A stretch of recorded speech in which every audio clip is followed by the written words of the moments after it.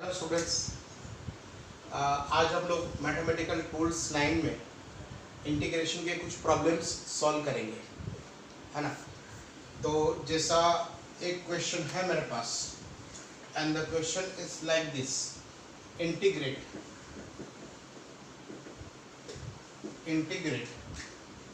X square minus cos x plus 1/x with respect to x. तो ये question जो है integrate x square minus cos x plus 1/x with respect to x. Okay, अब आप लोगों ने सभी रूल्स पढ़ तो लिए होंगे, अगर नहीं पढ़े तो एक बार और उस रूल्स को पढ़ लीजिए। हम लोग इसको इंटीग्रेट करेंगे, so we will have to write like this, that is integration of x square minus cos x plus 1/x with respect to dx।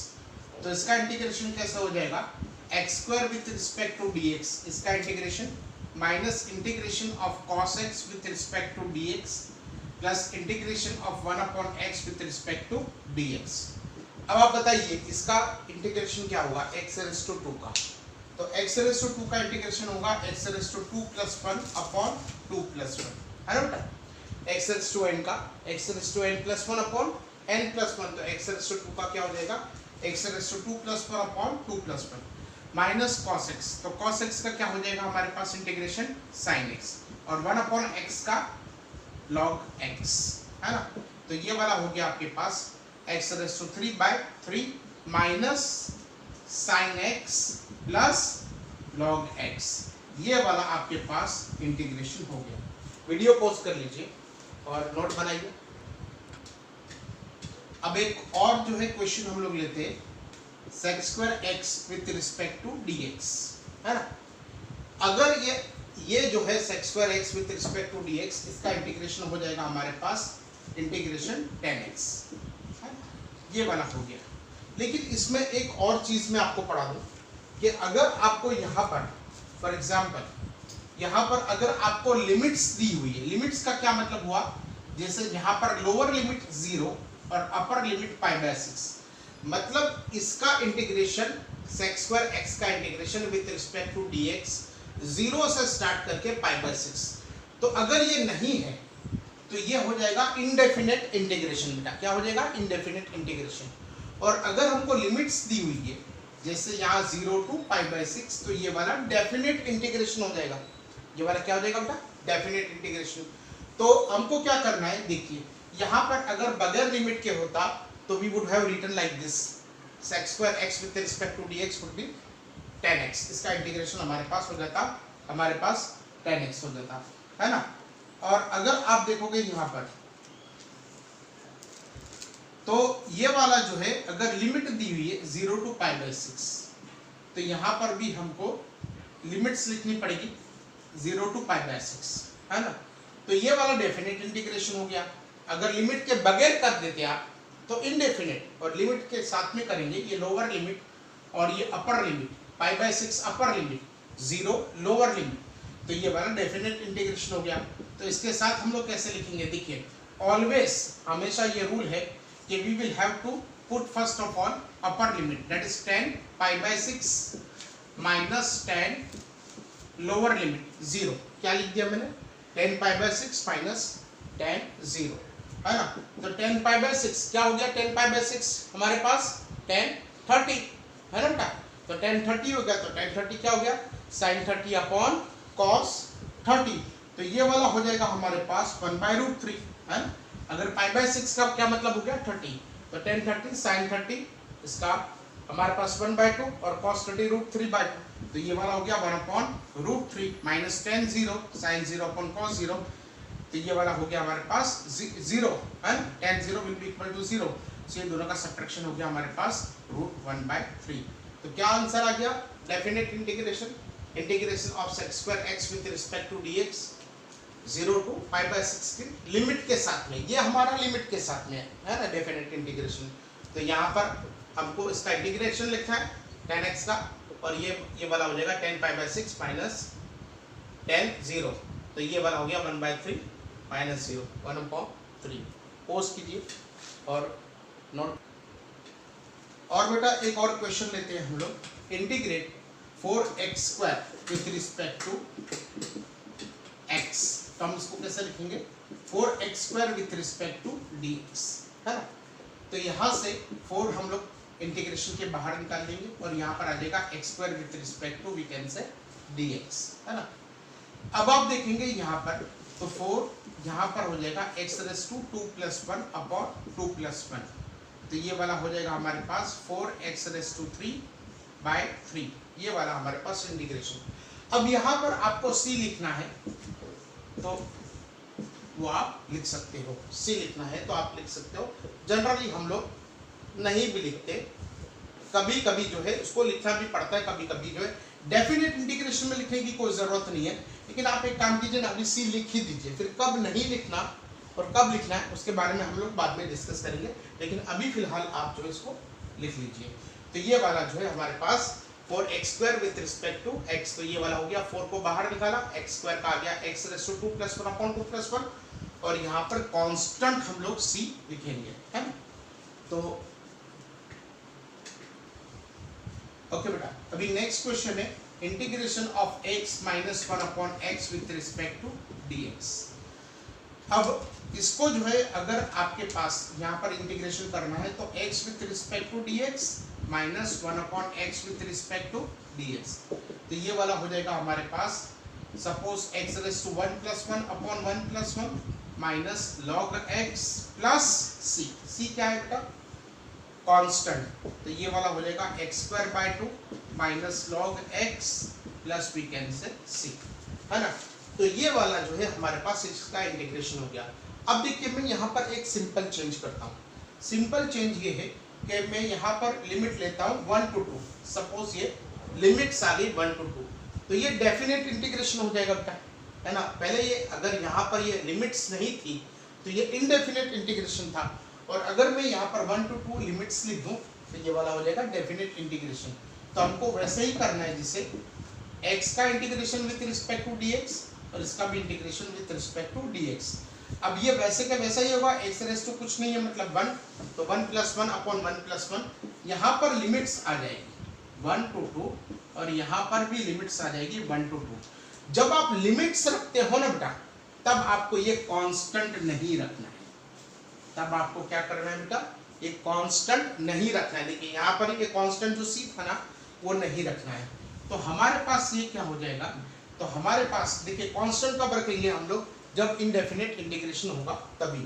तो ये वाला हो जाएगा x⁻²/2 और यहाँ पर 1 to 2 और यहाँ पर log of x और यहाँ पर आ जाएगा 1 to 2।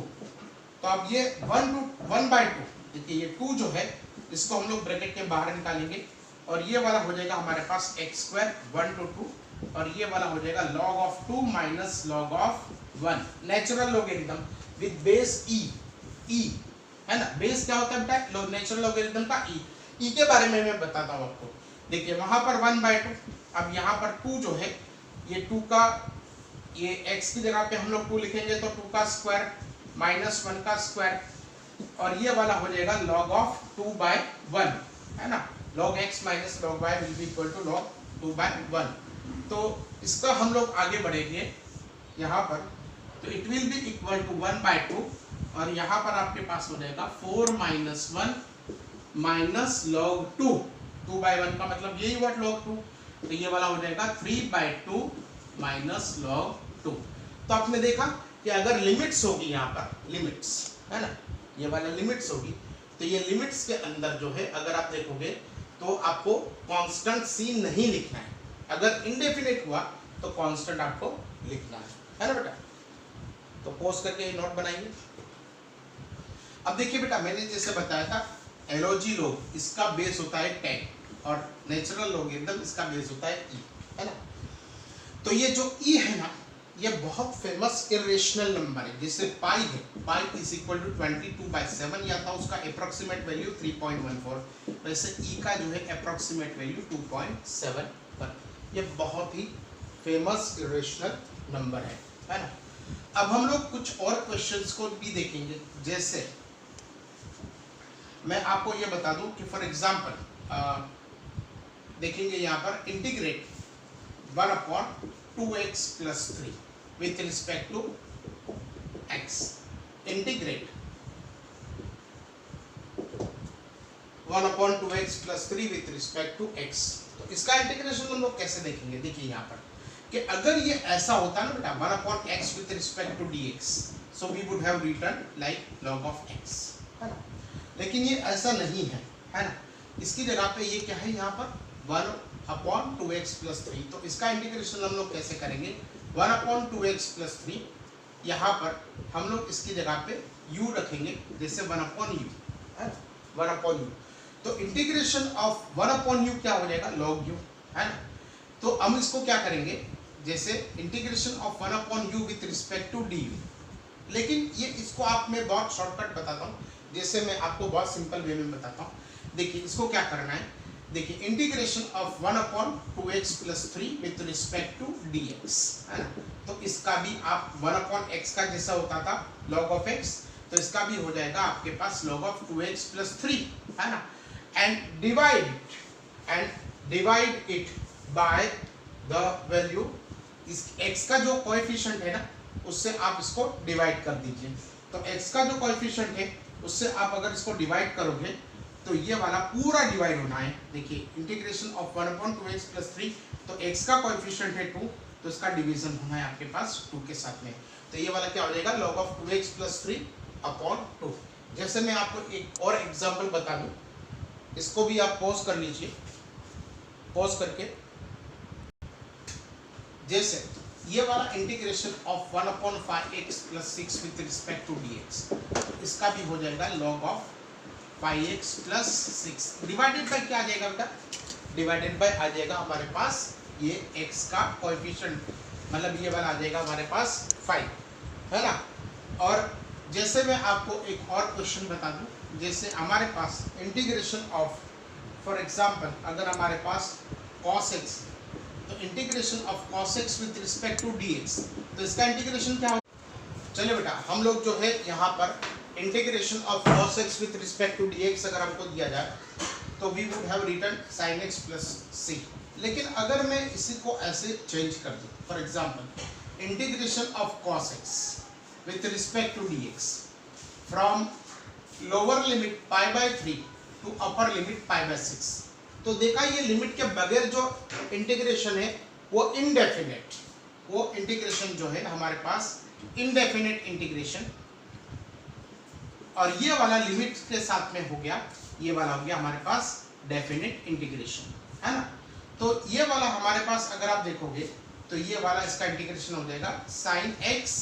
अब यहाँ पर क्योंकि डेफिनेट है तो ये कांस्टेंट जो है सिर्फ इनडेफिनेट में ही आता है, जो c कांस्टेंट है, डेफिनेट में नहीं आएगा, क्योंकि डेफिनेट में हमारे पास लिमिट्स है. तो ये वाला हो जाएगा pi by 6 upper limit and pi by 3 lower limit. तो ये वाला हो जाएगा sin pi by 6 minus sin pi by 3. So it can be written here as, देखिए sin पाई बाय 6, तो ये वाला हो गया sin 30 इज 1 upon 2, और sin पाई बाय 3 ये वाला हो गया sin 60, ये वाला हो गया आपके पास √3 by 2. So subtraction of these two will give you 1 minus √3 divided by 2. So this is how we do definite as well as indefinite integration. Definite कब होगा बेटा? जब आपको लिमिट्स दी होगी, और indefinite integration कब होगा? जब आपको लिमिट्स नहीं दी है. जब लिमिट्स नहीं दी है तब आपको यहाँ पर कांस्टेंट रखना है, और जब आपको लिमिट्स दी हो तब आपको कांस्टेंट नहीं रखना है, c नहीं रखना है. अब एक और क्वेश्चन हम लोग लेंगे, उसके अंदर जो है यहाँ पर अगर आप देखोगे तो अगर आपको ऐसे दिया हुआ है for example sin 4x plus 3, इसका इंटीग्रेशन कर दो विथ रिस्पेक्ट टू dx, तो इसका कैसे करोगे? तो sin का इंटीग्रेशन हो जाएगा आपके पास माइनस cos x, है ना? cos 4x plus 3, है ना ये. और देखिए क्या करना है आपको, ये sin का जो sin ब्रैकेट है तो cos ब्रैकेट रखना है, और ब्रैकेट का derivation with respect to x, तो इसका डिफरेंशिएशन या derivation with respect to x कितना आ जाएगा? 4. तो ये 4 जो है आपको यहाँ पर रखना है. देखिए आप ब्रैकेट का डिफरेंशिएशन करोगे d by dx of 4x plus 3, ये वाला कितना हो जाएगा? ये 4, इसका डिफरेंशिएशन हो जाएगा आपके पास 1, और ये वाला हो जाएगा 0. मतलब ये इसका जो डिफरेंशिएशन होगा ये इसको आपको पूरे से इसको डिवाइड करना है। तो वो हम लोगों ने क्या पढ़ा, देखिए मैं आपको एक ऐसे सिंपल एग्जांपल दूं। फॉर एग्जांपल अगर आपको देखिए यहाँ पर 1/ax प्लस b इसका इंटीग्रेशन करना है विथ रिस्पेक्ट टू dx, तो ये वाला हो जाएगा log ax प्लस b और डिवाइडेड बाय इसका जो डिफरेंशिएशन है, मतलब ये पूरे का differentiation with respect to x, तो ये a मतलब x का जो आपके पास कोएफिशिएंट है उसको आपको यहाँ पर उसे डिवाइड करना है। तो this is how we do the integration. अच्छा, इंटीग्रेशन की एक दूसरी भी बहुत इंपॉर्टेंट एप्लीकेशन है, उसका एक यूज है। एंड उसके पहले मैं एक आपको एक सिंपल एग्जांपल बता दूं। सपोज अगर आपको ये कहा गया है कि integrate cos square x with respect to dx, है ना, integrate cos square x with respect to dx। अगर आपको ये कहा गया है तो आप इसका इंटीग्रेशन कैसे करोगे? सोचिए, वीडियो पॉज करके इसका आंसर दीजिए। तो हमने जितने भी रूल्स पढ़े उसमें cos square x का तो कहीं पर भी रूल नहीं था बेटा। तो हम लोग क्या करेंगे, देखिए यहाँ पर कि हम लोगों के पास एक और फॉर्मूला है जिससे cos 2x is equal to 2 cos square x minus 1। याद है आपको, cos 2 theta is equal to 2 cos square theta minus 1।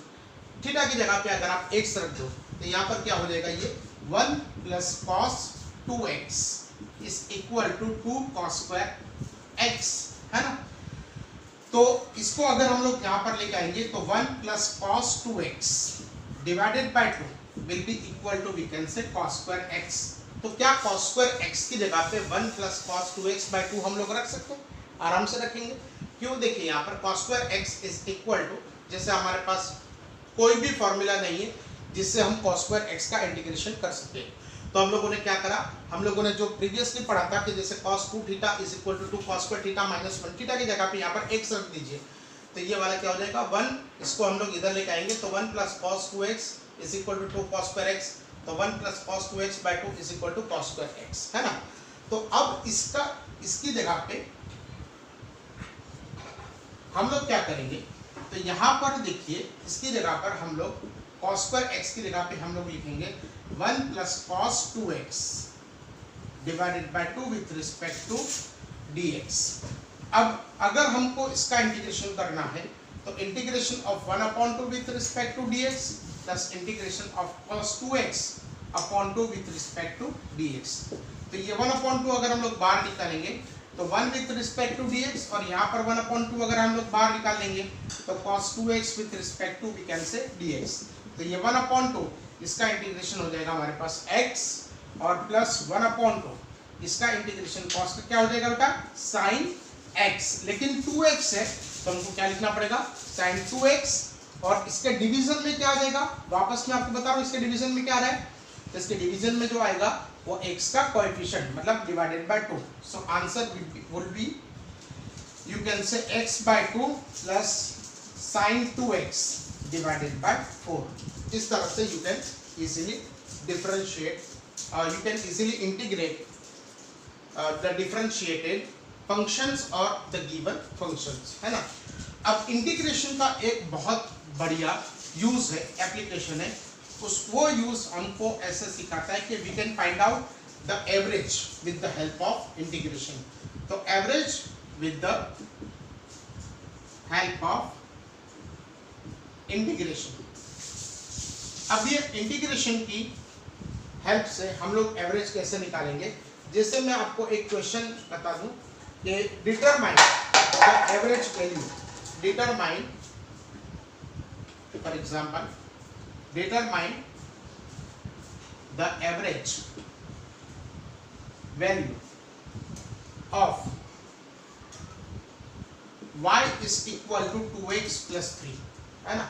ये हमको y is equal to 2x plus 3 in the interval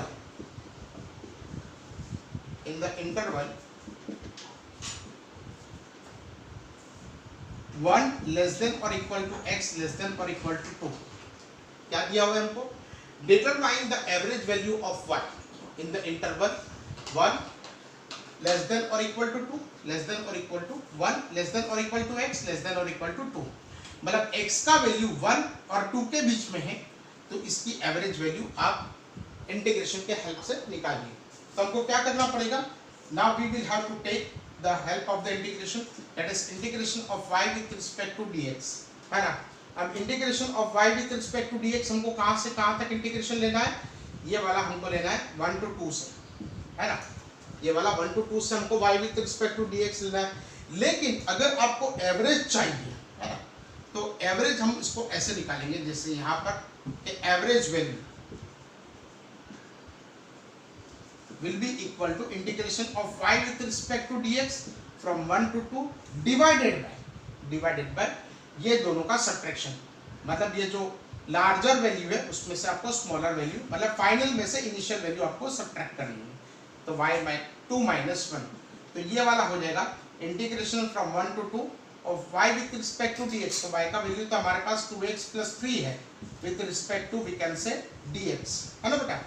तो अब ये 2 minus 1 तो डिवाइडेड बाय 1, लेकिन 1 तो हम लोग लिखेंगे नहीं, उसको हम लोग we can easily understand that if nothing is there in the denominator it is always 1। तो हम लोग क्या करेंगे, देखिए इतना पोज करके आप इसको नोट बनाइए। अब हम लोग आगे क्या करेंगे, अब देखिए बेटा integration of 1 to 2 of 2x, तो integration of 1 to 2 of 2x with respect to dx plus integration of 3 with respect to we can say dx of 1 to 2, तो ये वाला हो जाएगा हमारे पास 2 और x with respect to dx of 1 to 2 और यहाँ पर 3 और 1 with respect to dx from 1 to 2, तो ये वाला क्या हो जाएगा x raised to 1, तो इसका इंटीग्रेशन हो गया x raised to 1 plus 1 upon 1 plus 1 from 1 to 2 और यहाँ पर हो गया हमारे पास from integration of 1 with respect to dx कितना हो जाएगा बेटा x from 1 to 2, lower limit 1 और अपर लिमिट हमारे पास 2 है। अब ये 1 plus 1 2 है, ये 2 बाहर निकलेगा तो this will be equal to 2 by 2 और x raised to 2 from 1 to 2 और यहाँ पर ये वाला 3 और यहाँ पर x from 1 to 2, है ना। तो हम लोग आगे बढ़ेंगे, इतना लिख लिया बेटा आप लोगों ने, पोज करके इसको लिख लीजिए।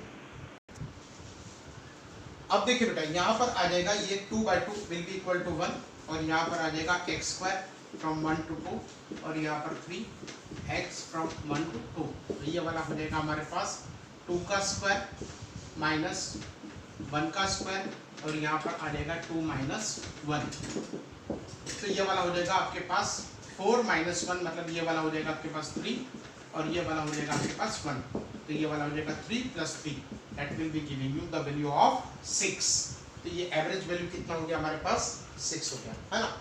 तो ये इस तरह से हम लोग एवरेज वैल्यू फाइंड आउट कर सकते हैं। कैसे करना है, आपको इंटीग्रेशन लेना है, definite integration from given lower limit to upper limit और ये डिवाइडेड बाय अपर लिमिट, मतलब ये suppose upper limit double dash है minus lower limit single dash, है ना। तो इस तरह से आपको यहाँ पर एवरेज वैल्यू आपको फाइंड आउट कर सकते हैं। एक और क्वेश्चन लेते हैं, जैसे आप लोग 12th में पढ़ोगे कि the AC current is given by this formula, that is I is equal to I naught sin omega t. This is how we give the value of AC current at a given particular instant of time. तो अगर आपको पूछा है कि find the average value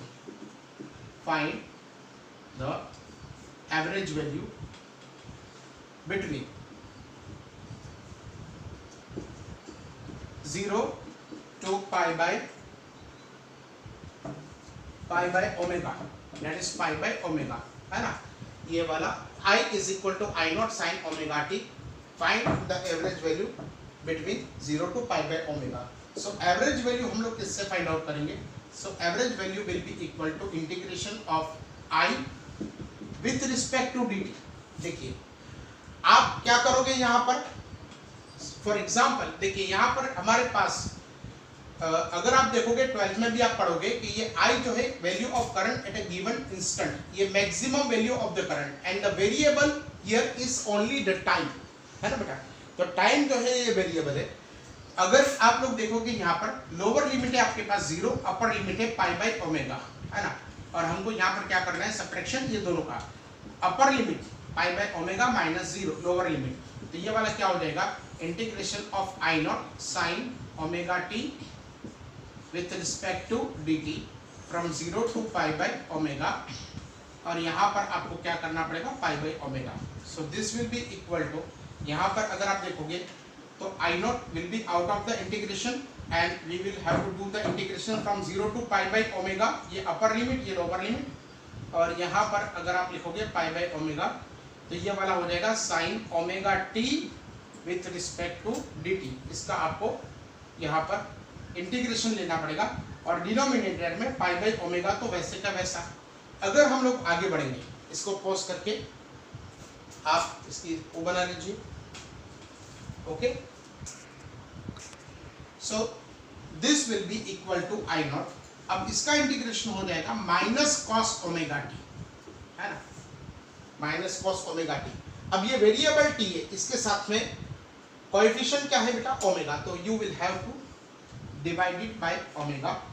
और यहाँ पर आपके पास लोअर लिमिट है 0 और अपर लिमिट है pi by omega, and the whole term is divided by pi by omega, है ना. तो ये वाला हो गया आई नॉट अपॉन ओमेगा. देखिए ये ओमेगा इसके डिनोमिनेटर में और यहाँ पर पाई बाई ओमेगा वापस वैसे का वैसा आ गया. देखिए यहाँ पर इसके डिनोमिनेटर में और ये ओमेगा यहाँ पर आ गया, मतलब ओमेगा यहाँ पर रखा और ये पाई बाई ओमेगा भी डिनोमिनेटर में आपके पास आ गया. और ये माइनस को भी हम लोग बाहर निकालेंगे तो ये वाला हो जाएगा माइनस, है ना. तो ये ओमेगा बाहर निकाला, ये पाई बाई ओमेगा और ये माइनस, तो ये वाला हो जाएगा आपके पास cos omega t from 0 to pi by omega. So what would be your final answer? This omega and omega will get cancelled, so here I naught upon pi और ये वाला हो गया cos ओमेगा. t की जगह पे हम लोग क्या लिखेंगे, pi upon omega minus cos omega into T की जगह पे हम लोग लिखेंगे 0. सो we can say I naught divided by pi और ये वाला हो गया omega and omega will get cancel, so it will be equal to we can say cos pi minus cos 0. तो ये वाला हो गया आपके पास minus I naught upon pi. Cos pi क्या होता है बेटा, -1 है, cos pi 180 -1 minus cos 0 1.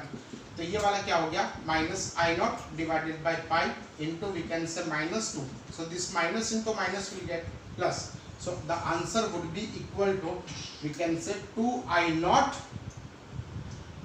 Not divided by पाई.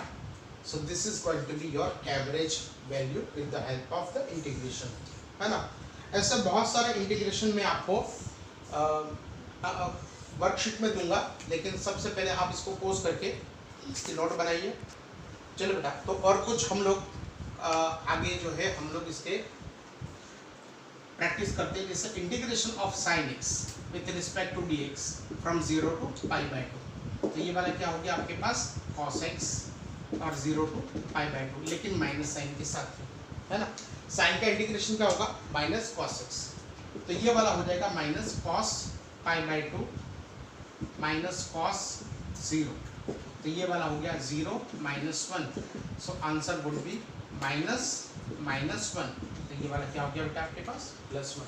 अगर मैं इसको ऐसे चेंज कर दूँ कि यहाँ पर अगर मैं cos x रख दूँ, है ना, तो क्या हो जाएगा ये, तो ये वाला हो जाएगा इंटीग्रेशन आपके पास हो जाएगा साइन x, है ना. तो ये वाला हो जाएगा आपके पास साइन पाई बाई 2 और यहाँ पर आपके पास हो जाएगा साइन 0. तो ये वाला हो जाएगा आपके पास sine pi by 2 is 1 - 0, so 1 will be equal to we can say 1. अगर मैं इसको ऐसे कर दूँ, for example cos minus pi by 2 plus pi by 2, तो ये cos का इंटीग्रेशन क्या हो जाएगा बेटा, साइन पाई बाई 2. अब यहाँ पर ये वाला क्या हो जाएगा sine x from minus pi by 2 to plus pi by 2. अब इसकी लिमिट्स क्या होगी, साइन पाई बाई 2 और यहाँ पर साइन माइनस पाई बाई 2, ये वाला हो गया. तो ये minus into minus will be equal two plus, है ना. तो ये वाला sign pi by 2 plus again sine pi by 2, तो ये वाला हो गया आपके पास 1, क्योंकि माइनस जो है साइन से बाहर निकलता है, जैसे हम लोगों ने आगे पढ़ा था कि sine of minus theta will be equal to minus sine theta. तो ये वाला माइनस और ये माइनस बाहर निकलेगा, तो दैट विल बिकम प्लस. तो ये साइन पाई बाई 2, तो 1 + 1 will be equal to we can say 2. Answer will be equal to we can say 2. तो नोट बनाइए इसका, वीडियो पॉज करिए। चलो बेटा, हम लोग अभी जो है नेक्स्ट नया टॉपिक जो है some standard graphs and their equations. तो जैसे पहला वाला मैं इक्वेशन बता दूं, y is equal to m x plus c. अगर ये वाला इक्वेशन है तो ये इक्वेशन किसका होगा, तो this equation will be of line. जैसे y is equal to 2x plus 3 है ना।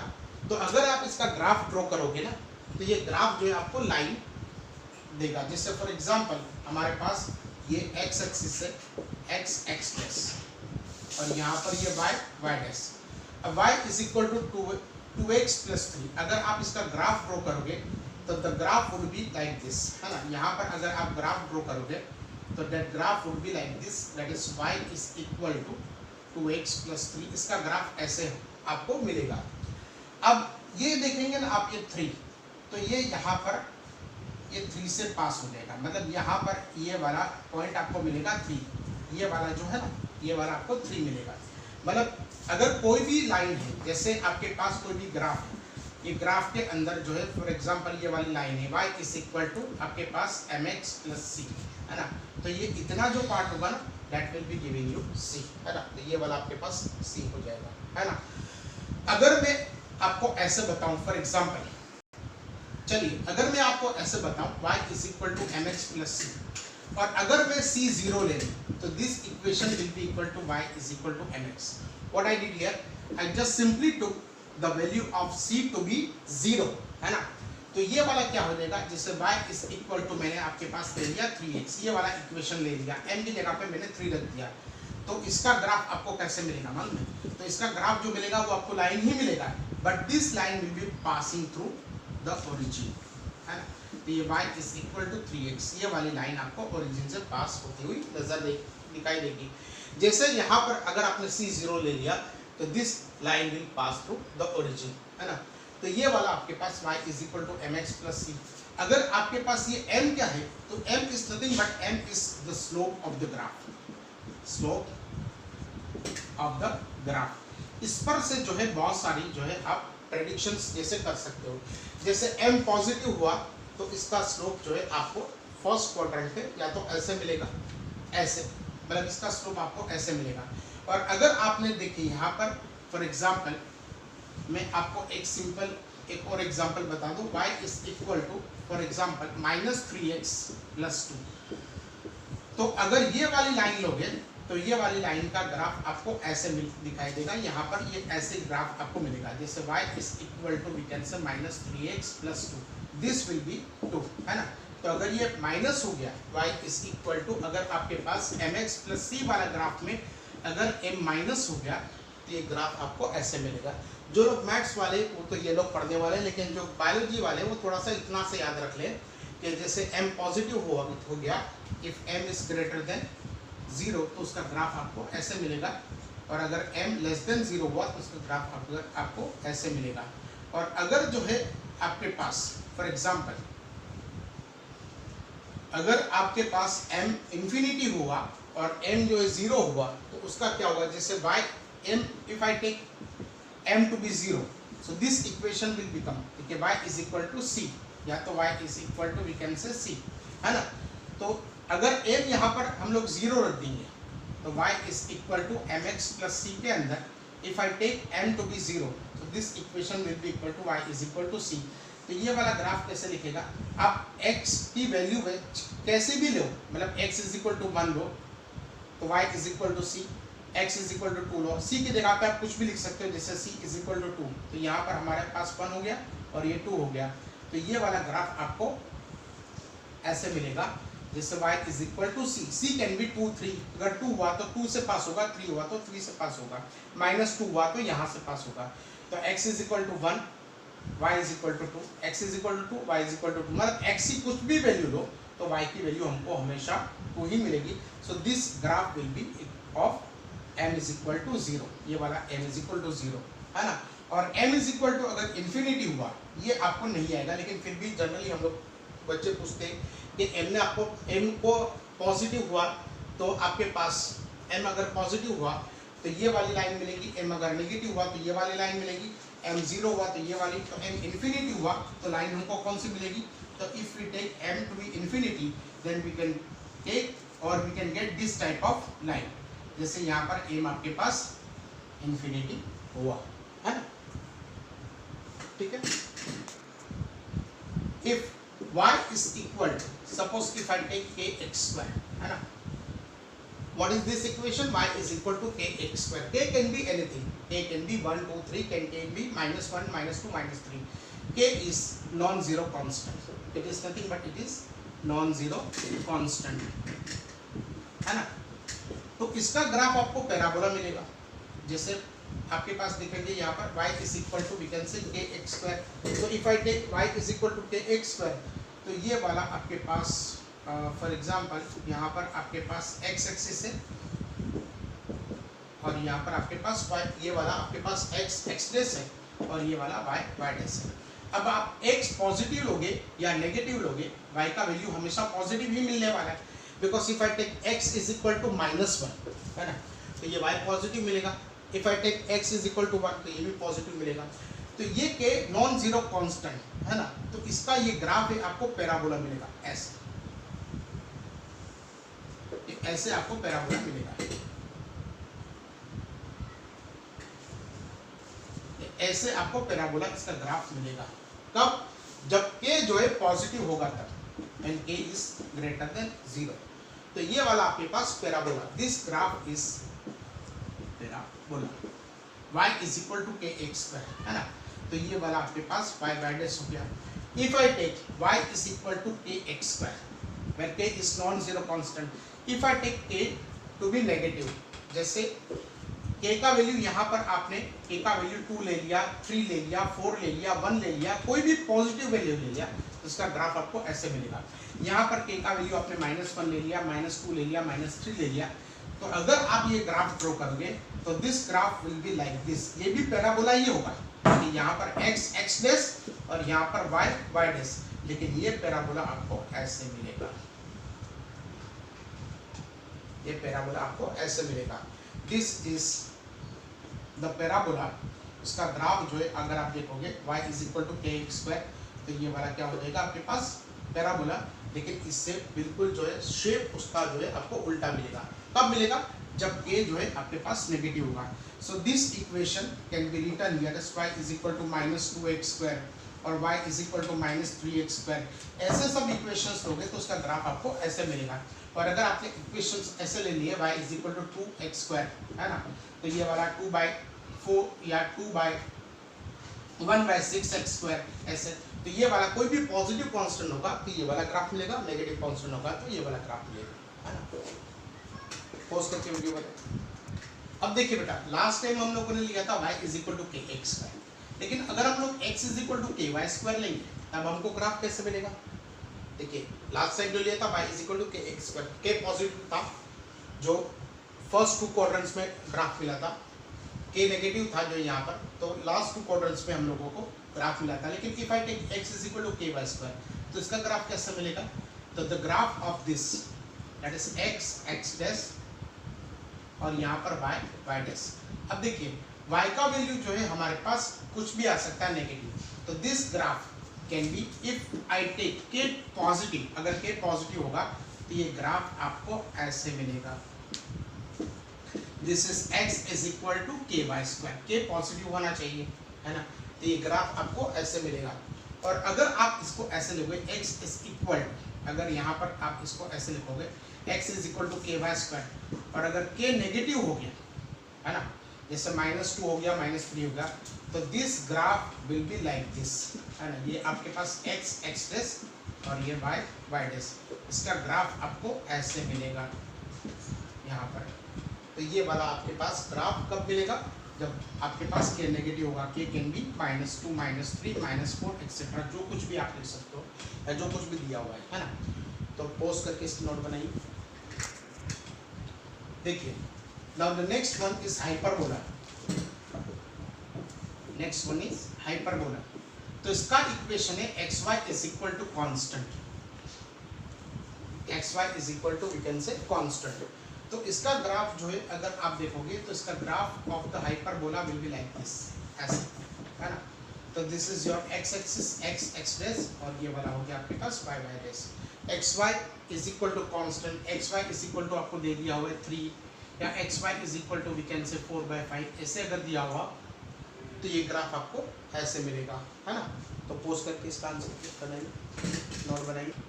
अब देखिए बेटा, हमारे पास जो है सर्कल, तो सर्कल का जो हमारे पास इक्वेशन है, the equation of the circle is x² + y² is equal to a², है ना। तो ये वाला x² + y² is equal to we can say, suppose यहाँ पर हम लोगों को 25 दिया हुआ है, तो 25 will be equal to we can say 5 का स्क्वायर।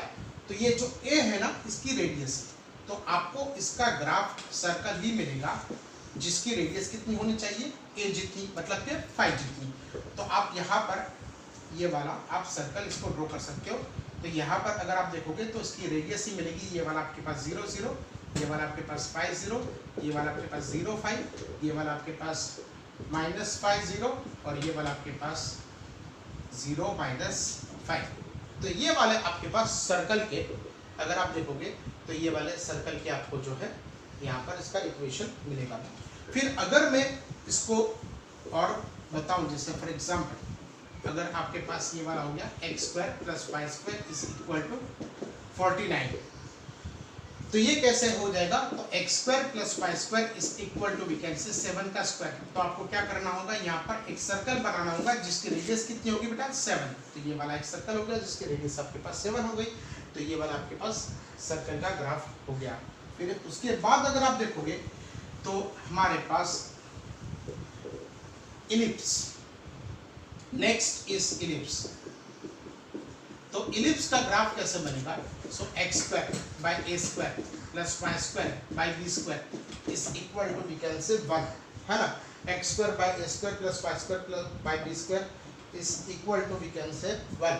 अब आप देखिए यहाँ पर जो a है, if the value of a is greater than b, अगर ये a ग्रेटर देन b है तो a को हम लोग कहेंगे semi major axis. a will be known as semi major axis and b will be known as semi minor axis. मैं पढ़ाता हूँ आपको, सेमी माइनर एक्सिस, है ना। तो ये वाला आपके पास सेमी मेजर एक्सिस और ये वाला सेमी माइनर एक्सिस। अब ये कैसा हो गया, देखिए यहाँ पर ellipse will be like this. देखिए मैं पहले इलिप्स ड्रॉ कर देता हूँ, ये वाला आपके पास इलिप्स हो गया, और यहाँ पर इसका ये वाली जो यहाँ पर उसका suppose if I take this point to be origin, तो यहाँ से यहाँ तक ये वाला हो गया आपके पास a, and this a is nothing but it is a semi major axis, है ना बेटा। ये वाला हो गया आपके पास सेमी मेजर एक्सिस। और अगर ये वाला हो गया, देखिए यहाँ पर this will be equal to your b and this b will be equal to semi minor axis, है ना। तो ये वाला हो गया आपके पास semi minor axis.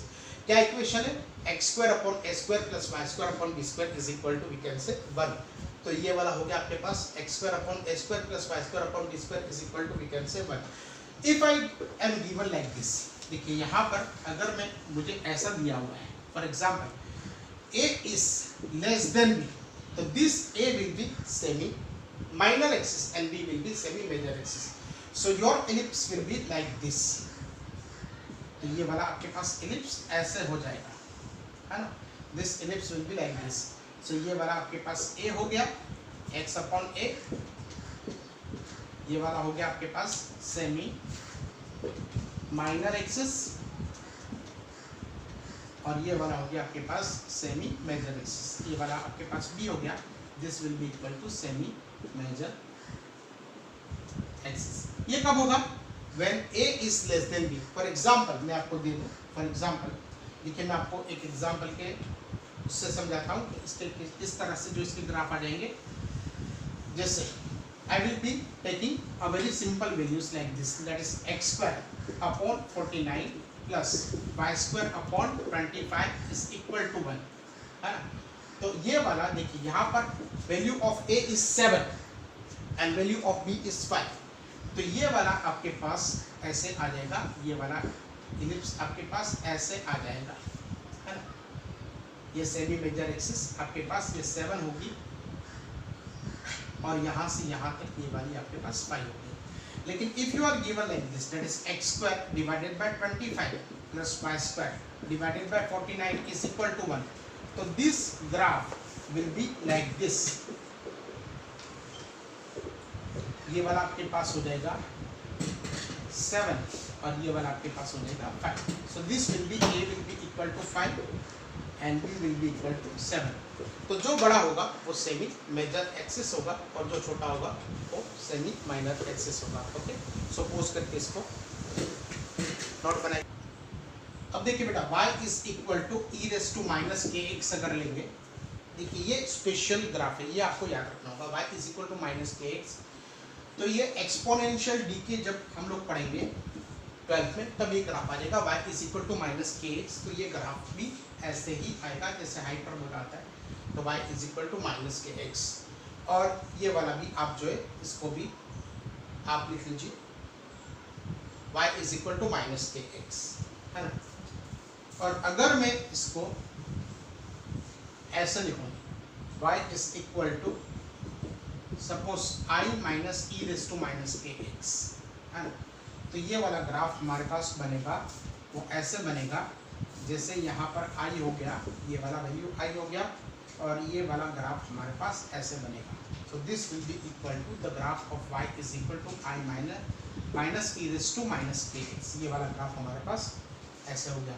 And the two and the last most important graphs, sin x और cos x का ग्राफ आपको कैसे मिलेगा। तो आप देखेंगे y is equal to sin x, है ना। तो ये वाला sin x का ग्राफ अगर आप देखोगे तो ये वाला आपके पास x इज इक्वल टू, अगर आप 0 से स्टार्ट करोगे तो value of sin 0 will be equal to 0। तो ये वाला ग्राफ आप यहाँ से स्टार्ट करोगे, ये वाला ग्राफ ऐसे चलेगा, ये 0, ये 90 या π/2, ये वाला आपके पास हो जाएगा। Again this will be pi, this will be 3π/2, this will be 2π, है ना। ये वाला क्या हो जाएगा आपके पास 3π/2 और ये वाला क्या हो जाएगा आपके पास 2π। So this is the value of, this is the graph of sin x। कैसे होगा, 0 से स्टार्ट होगा, ये ग्राफ ऐसे जाएगा। और अगर मैं इसको ऐसे कर लूँ, देखिए यहाँ पर y is equal to cos x में लिख दूँ, है ना। तो ये ग्राफ कैसे हो जाएगा, so this graph will start like this. देखिए ये x और ये वाला आपके पास हो गया y, तो this graph will start like this, है ना। क्योंकि cos 0 आपके पास 1 होता है, cos 0 will be equal to 1, cos π/2 is equal to 0, और यहाँ पर आपके पास 3π/2, ये वाला -1 हो गया आपके पास, और यहाँ पर ये वाला आपके पास 2π। सो ये वाले आपके पास ग्राफ हो गए, है ना। चलो बेटा, अभी हम लोग पढ़ेंगे परम्यूटेशंस और कॉम्बिनेशन के बारे में। परम्यूटेशंस एंड कॉम्बिनेशंस के बारे में, है ना। So before learning permutations and combination we will have to first of all learn what is the value of factorial, है ना। हमको ये पढ़ना पड़ेगा फैक्टोरियल क्या है। परम्यूटेशन और कॉम्बिनेशंस, ये दोनों चीजें पढ़ने से पहले we will have to learn this factorial। जैसे बहुत सिंपल है, मैं आपको बता दूं, suppose if I take 2 factorial, देखिए 2 और यहाँ पर हमारे पास ये वाला इसका sign 2 factorial can be written here is 2 into 1। 3 factorial can be written here is 3 into 2 into 1। कितना होगा, ये 2 होगा, और 3 फैक्टोरियल का वैल्यू कितना हो जाएगा आपके पास 6, है ना। 4 फैक्टोरियल क्या होगा बेटा बताइए, तो 4 into 3 into 2 into 1 कितना हो जाएगा, ये हमारे पास 24, है ना। अब 5 फैक्टोरियल कितना होगा हमारे पास बताइए, 5 into 4 into 3 into 2 into 1। तो ये वाला कितना हो जाएगा आपके पास, ये वाला हो जाएगा आपके पास 120, है ना। तो देखिए यहाँ पर बहुत सिंपल है, देखिए 5 4 जा 20 और 23 जा 60, 62 जा 120, ये वाला हो गया, ये 120 आपके पास 5 फैक्टोरियल हो गया। अब 1 फैक्टोरियल क्या होगा, तो 1 factorial will be equal to 1। और आपको बहुत इंपॉर्टेंट ये चीज याद रखनी है कि 0 फैक्टोरियल इज ऑल्सो 1। 1 फैक्टोरियल तो 1 होता ही होता है, लेकिन 0 फैक्टोरियल भी आपके पास 1 होता है। ओके, पोस्ट करके इतना नोट बनाइए। देखिए हम लोग आज पढ़ेंगे परम्यूटेशन। सो permutation is nothing but, suppose if you are given n things and if you want to select p things from n things, है ना, if you want to select p things from n things, then permutation is necessary. After selection of p things you will have to arrange them also. देखिए आपके पास n things है, उसमें से आपको p things select करके उसको arrange करनी है, तो उसको हम लोग क्या कहेंगे, permutation. For example, 3 students are there in the class, है, 3 students are there in the class. Suppose A, B and C. These 3 students are there in the class, है ना. अब इसमें से मुझे I want to select the 2 students and arrange. देखिए permutation में क्या होगा, selection होगा and after selection you can arrange also. You can arrange also. तो हम लोग क्या करेंगे यहाँ पर, देखिए सबसे पहले मेरे पास 3 स्टूडेंट ए बी सी हैं, तो या तो मैं ये 2 को सिलेक्ट करूंगा, या ये 2 को सिलेक्ट करूंगा, या ये 2 को सिलेक्ट करूंगा, है ना. तो अगर मैंने ए बी को सिलेक्ट कर दिया तो सिलेक्शन तो मेरे पास ए बी, बी सी और सी ए, ये 3 सिलेक्शन पैटर्न हो गए. परम्यूटेशन के बारे में हम लोग पढ़ रहे हैं. ए बी, बी सी और सी ए, ये 3 हमारे पास सिलेक्शन पैटर्न हो गई, है ना. अब मैं ए बी को ए बी रख दूं और ए बी को बी ए भी रख सकता हूँ. जैसे मैंने अब जो स्टूडेंट ए था उसको कहा आप पहले खड़े रहिए और बी को उसके बाद में रखा, या तो वो अरेंजमेंट को मैंने रिवर्स कर दी, बी को पहले कहा कि आप पहले खड़े हो जाइए. अब जब ये 2 अलग अलग अरेंजमेंट हम लोग कर सकते हैं तो इसको हम लोग कहेंगे परम्यूटेशन. जैसे बी सी है, इसको मैं सी बी के तौर पे भी इसको अरेंज कर सकता हूँ और इसको एस सी के तौर पे भी अरेंज कर सकता हूँ. मतलब if I want to select 2 students from 3 students and rearrange them, then what are the total ways, or how many ways are there? So this 1 2 3 4 5 and 6. So we can do this selection and arrangement in 6 different ways. फिर से मैं आपको फिर से पढ़ाता हूँ. देखिए if p things are to be selected and arranged from n things, then this arrangement is known as permutation. This arrangement is known as permutation and it is denoted by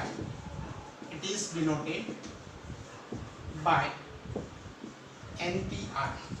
It is denoted by NPR. And what is the formula for NPR?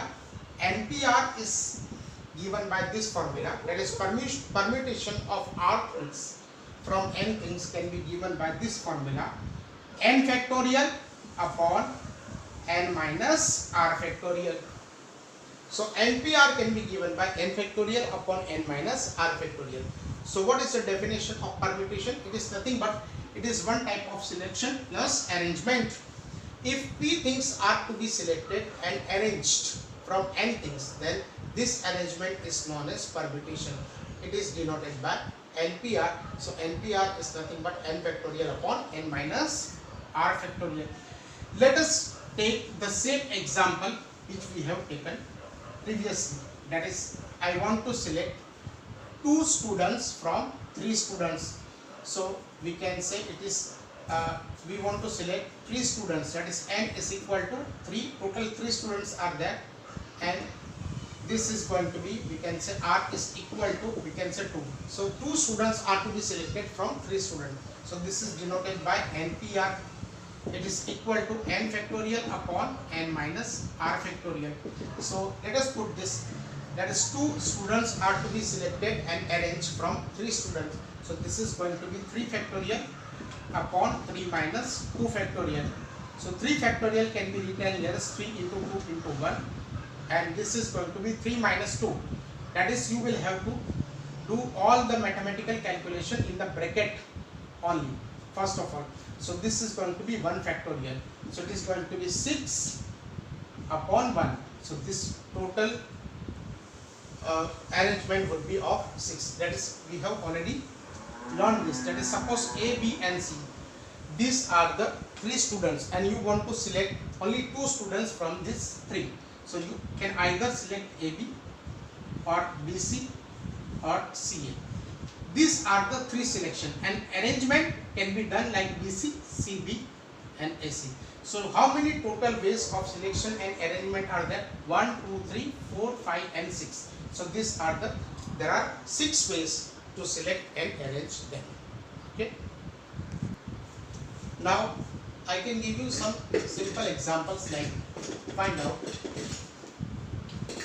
3p3, then 4p2, then 7p2, then 7p5 etcetera, है ना। तो आप इसको post करके आप एक बार इसको try कीजिए, पोस्ट कर लीजिए। Now we will do this 3p3. So 3p3 will be equal to 3 factorial upon 3 minus 3 factorial. So this will be equal to 3 into 2 into 1, और यहाँ पर आ गया आपके पास 0 factorial, and 0 factorial is always 1. So this will be equal to, we can say 6, है ना। 4p2 will be equal to 4 factorial upon 4 minus 2 factorial. So this 4 will be equal to 4 into 3 into 2 into 1, और ये दोनों का subtraction कितना हो गया आपका 2 factorial. So 2 factorial can be written here as 2 factorial can be written here as 2 into 1. So this 2 will get cancelled. So answer will be equal to, we can say 12, है ना। अब आप देखेंगे यहाँ पर 7 factorial upon 7 minus 2 factorial. So 7 factorial is equal to 7 into 6 into, we can say 5 factorial. मैं इसको ऐसे लिखता हूँ, जैसे मुझे it can be written like this, that is 7 into 6 into 5 into 4 into 3 into 2 into 1, ऐसा आप लिख सकते हो। लेकिन क्योंकि यहाँ पर जगह नहीं है, और ये भी हो गया 7 minus 2, ये भी हो गया आपके पास 5 factorial. So this 5 factorial and 5 factorial will get cancelled. So it will be equal to, we can say 42. अब ये वाला हो गया आपके पास 7 factorial upon 7 minus 5 factorial. So this will be equal to 7 into 6 into 5 into 4 into 3 into 2 factorial divided by, ये भी हो गया आपके पास 2 factorial. So multiplication आप अगर आप करोगे तो ये वाला हो गया आपके पास 12, 60, 360 और ये 7. So 36 multiplied by 7, ये वाला हो गया आपके पास 7, 3, 25. तो ये वाला हो गया 2520. So answer would be equal to, we can say 2520. तो आज हम लोग परम्यूटेशन तक ही रखते हैं और नेक्स्ट लेक्चर में हम लोग कॉम्बिनेशन पढ़ेंगे। Okay, bye.